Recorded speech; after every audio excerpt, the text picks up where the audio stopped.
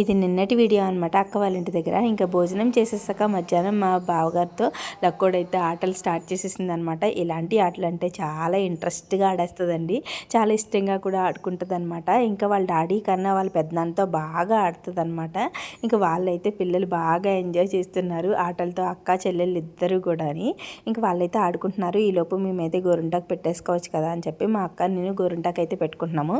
First అయితే మా అక్కకి పెట్టేశాను, ఇంక తర్వాత నేనైతే పెట్టుకుంటున్నాను అనమాట. ప్రతి సంవత్సరం ఆషాఢంలో కంపల్సరీ గోరింటాకైతే పెట్టుకుంటామండి.